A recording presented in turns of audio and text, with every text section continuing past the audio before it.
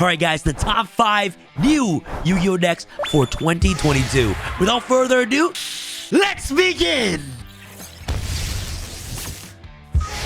What is going on, YouTube? It's your boy Sam from Team Samurai X1 here. Happy Tuesday! Guys, hopefully you guys are having a wonderful Tuesday. Today, I'm talking to you guys the top 5 new decks for 2022. Guys, it's almost the new year. Like everybody says, new year, new me. My new year resolution right now is to lose weight. A lot of people have been calling out that I'm getting a little bit, chunky. I promise you, I'm gonna lose weight. Anyways, today I want to talk to you guys about the top 5 new decks for 2022. For those of you who are new to the game, these are just 5 new decks and strategies you guys can look forward to when it comes to the year 2022. So first off, we're starting off with Battle of Chaos that's coming out in February. In Battle of Chaos, there are so many cool cards that are coming out that supports legacy decks. The first deck I want to talk about is Dark Magicians. Guys, I love it when Konami makes new support for Dark Magicians, Blue Eyes, Red Eyes, all these old school nostalgic deck. And what better way to start off 2022 by supporting the most awesome anime character of all time, Dark Magician, and my boy Yugi Muto. Okay, guys, so some cool cards that are coming out in 2022 that supports Dark Magician. Here we go. First, we got Tamias, the Dragon of Destiny. Next, we got Chronicle Magician, Magi Kuriboh, Dark Master of Chaos, and Illusion of Chaos. But the card I want to highlight in today's video is Illusion of Chaos. This card is a ritual monster which literally boosts the deck from literally 0 to 10,000. What this card does is super simple. You can ritual summon this card with Chaos form. You can reveal this card in your hand, add one Dark Magician or one non-ritual monster that specifically lists that card in its text from your deck to your hand, then place one card from your hand on top of your deck. When your opponent activates a monster effect, quick effect, you can return this card to your hand, and if you do, special one Dark Magician from your graveyard. If you do that, negate the activated effect. You can only use each effect of Illusion of Chaos once per turn. Guys, this card is absolutely insane. Not only is it an interruption, which bounces itself to your hand, to also revive back Dark Magicians in the graveyard to trigger off Dark Magical Circle. This card searches the best level 1 monster in the entire game, Magician's Souls. Any deck that plays multiple copies of Magician's Souls, aka Spirals, you know what I'm saying? If Spirals does exist, during this time, they can play 3 Illusion of Chaos, 3 Magician's Souls. So they have like 6 copies of Magician's Souls now. So you get access to this card, which is absolutely ridiculous. Next, we got Dark Master of Chaos. This is a pretty cool fusion monster for the Dark Magician archetype as well. This card is the main cover card of Battle of Chaos, and it has an amazing ability where it reads, if this card is fusion summoned, it requires 1 Dark Magician plus 1 Chaos or 1 Black Luster Soldier monster, aka Illusion of Chaos is a monster you can use to summon this, by the way. If this card is fusion summoned, you can target 1 light or dark monster in the graveyard, special summon it. You contribute 1 light and dark monster. Banish all monsters your opponent controls. If this fusion summon card is destroyed by battle or card effect, you can target 1 spell in your graveyard, add it to your hand. This card is pretty broken if you can bring it out on the field. And next we got Tamias. Tamias finally comes in as a monster form. Tamias is literally a polymerization on legs. This card is also a dragon, which helps you get access to Dragoon without having to rely on Red Eyes Fusion. So we're getting a bunch of cool support for the Dark Magician archetype, and if you guys are huge fans of Dark Magicians, these cards are the cards for you. Next, you know what else is getting more support?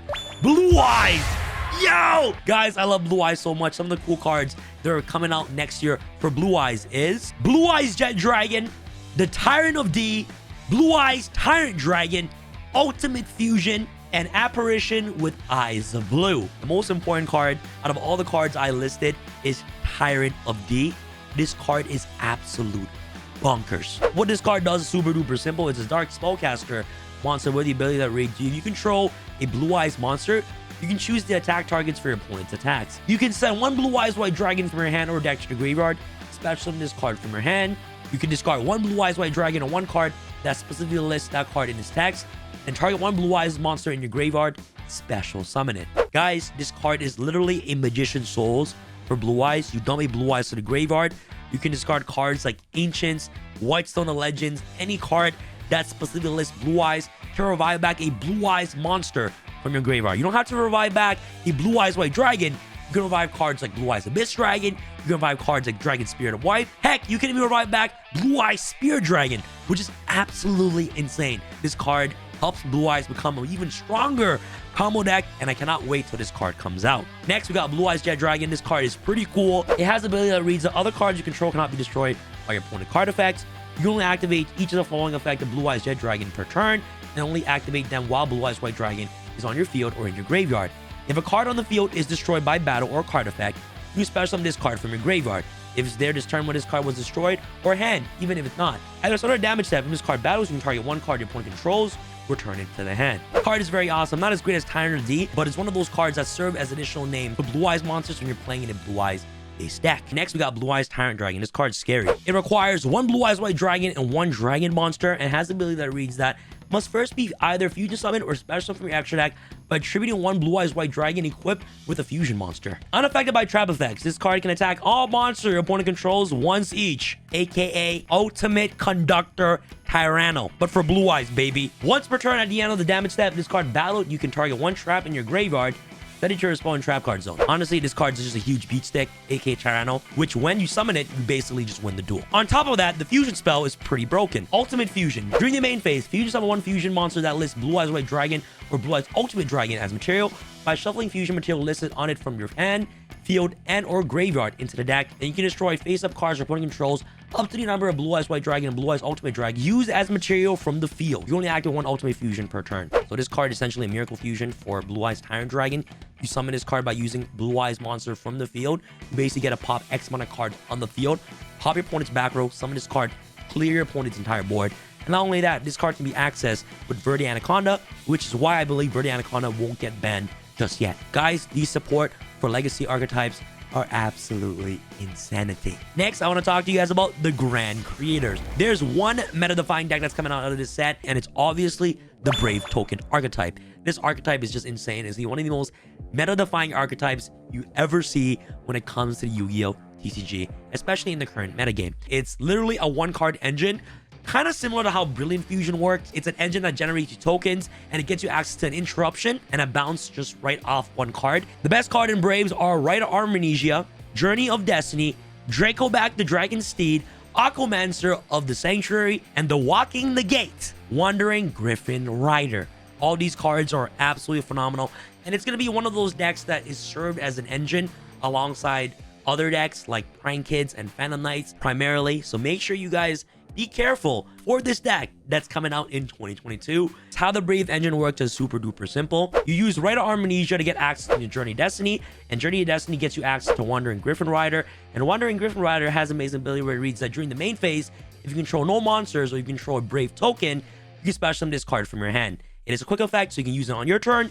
You can also use it on your opponent's turn, which is absolutely ridiculous. When a card or effect is activated while you control a Brave token, you can shuffle this card into the deck, and if you do, negate the activation. If you do that, destroy that card. Yeah, it's a one card searchable negate for basically every deck that can utilize it. So that's pretty much a quick highlight on what's coming out of the Grand Creators. Next, I want to talk to you guys about the Fallen Albaz structure deck that's coming out, I believe, in April.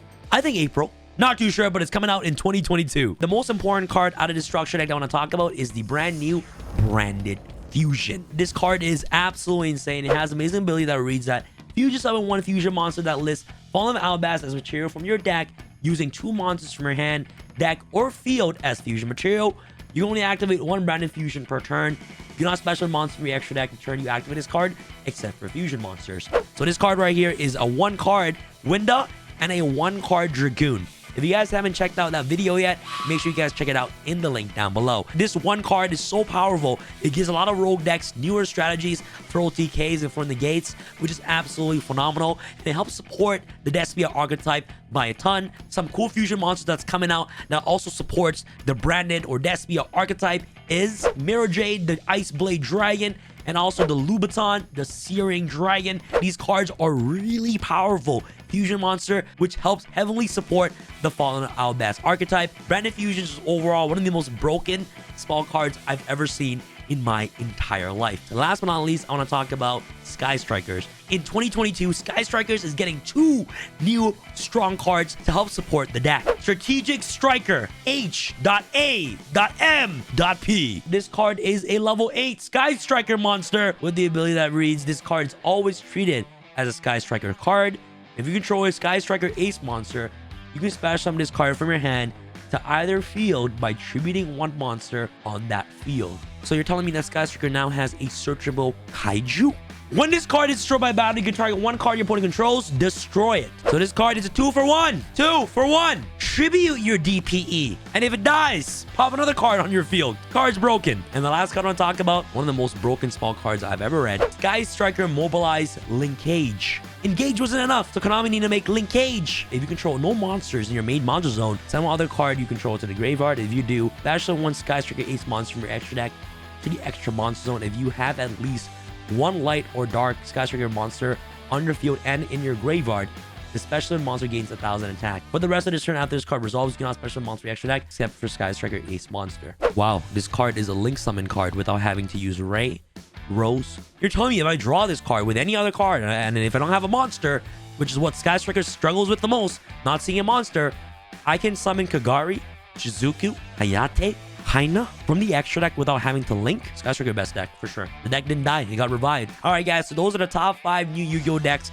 for 2022. I really hope you guys enjoyed this video and you guys learned something. At the end of the day, guys, there's gonna be so many new decks that are coming out. Try to pick out new decks, learn new strategies, and have fun while you're playing, because you know what? It's not all about the Tri Brigade. It's not all about the Sword Souls. Have fun with your friends, go to locals. Not everything needs to be competitive. There are so many other new strategies that you guys can explore moving on to 2022, but these are just the top 5 best in my personal opinion. So yeah, guys, thank you guys so much for watching.